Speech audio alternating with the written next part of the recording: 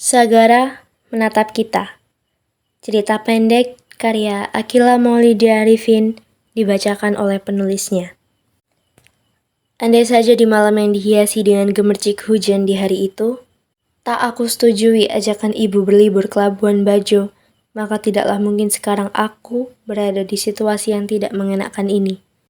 Aku menyaksikan bagaimana langkah itu berhenti selaras dengan mimik wajah yang mulai dihiasi dengan tatapan yang sulit diartikan, yang mengharuskan aku berdiri tegak di bawah matahari yang hampir tenggelam dengan netra yang menatap balik pada tatapan menyedihkan itu. Aku beranikan diri bicara terlebih dahulu, sebab yang di depanku hanya mampu terpaku dengan netra yang aku percaya sebentar lagi akan meneteskan air mata. Aku baru tahu kamu sudah kembali ke Indonesia. Apa kabar setelah 5 tahun? Bagaimana Sydney menurutmu, Rum? Dan benar saja, satu tetes air mata lolos dari netra cantik itu. Si pemilik mata cantik tak membalas. Ternyata karena isak tangis telah membasahi wajah elok itu. Ngomong-ngomong, dia adalah Arum. Arum Dahayu Batari. Seorang gadis yang aku kagumi, bahkan setelah 5 tahun dari hari di mana kami saling mengucapkan selamat tinggal. Seorang gadis yang aku kagumi, bahkan ketika waktu sudah berubah menjadi pertemuan pertama kita setelah 5 tahun lamanya. Seorang gadis yang aku sebut sebagai serpihanku yang hilang. Terus kupandangi wajah itu, anggap saja sebagai imbalan dari seluruh waktu yang aku korbankan untuk mencoba terbiasa tanpa kehadirannya. Hingga aku tersadar dari lamunanku, tak kalah Arum menyeka air mata di sekitar pelipisnya. Aku baik, Juan. Bagaimana dengan kamu? Apa alergimu pada dingin sudah membaik? Kenapa tidak mengenakan jaket? Sekarang sedang dingin, Juan. Arum ternyata masih sama. Cerewet tentang alergiku. Omong-omong soal alergi, ternyata dia masih mengingat sesuatu tentang diriku. Jika begini, bolehkah aku berharap bahwa Arum masih di sana? Berdiri pada perasaan yang sama? Tidak separah dulu, namun juga tidak sembuh. Alergi tidak bisa sembuh sepenuhnya, Arum. Sama seperti bagaimana perasaanku 5 tahun lalu. Astaga, aku ini sedang berkata apa? Berani sekali aku berucap seperti itu. Entah apa respon yang akan diberikan oleh Arum setelah ini. Ternyata, gadis itu hanya tersenyum tipis sembari mengarahkan netranya ke arah bawah, menatap pasir-pasir halus pantai. Dan keadaan selanjutnya adalah di mana dia menjawab. Memangnya bagaimana keadaanmu di waktu itu?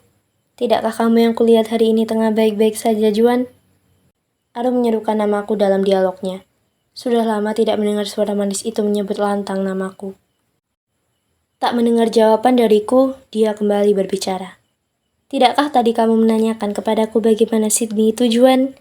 Mau aku ceritakan tentangnya? Ayo, duduk dulu di bawah.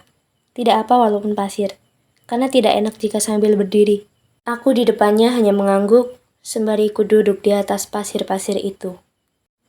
Dia menghela nafas sejenak sebelum kembali berbicara. Sydney itu indah, indah sekali. Tapi aku paling suka Sydney di malam hari, karena banyak lampu-lampu di tengah-tengah kota yang akan menyala.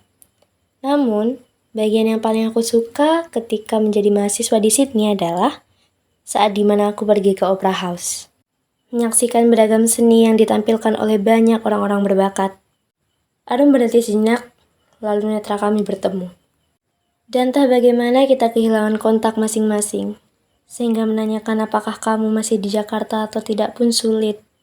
Tapi apakah kamu tahu bahwa kamu tidak akan pernah hilang dalam memoriku?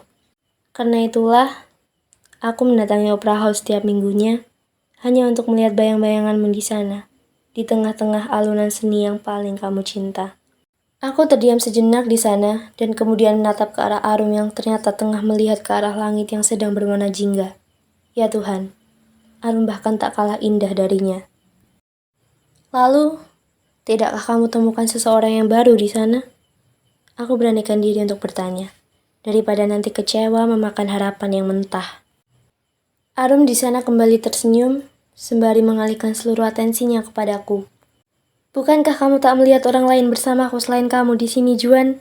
Masih belum jelaskah jawaban bahkan setelah semua pernyataan dariku?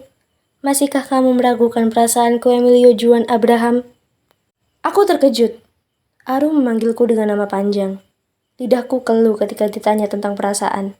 Padahal, dari tadi aku juga meminta jawaban. Setelahnya, aku putuskan untuk tidak lagi melepaskan apa yang sebelumnya pernah terlepas dari genggaman. Dengan hati yang sudah aku teguhkan, aku kembali mengucap kalimat yang tidak aku rencanakan. Maukah kamu kembali pada cerita kita di 5 tahun lalu, Arum Dahayu Batari?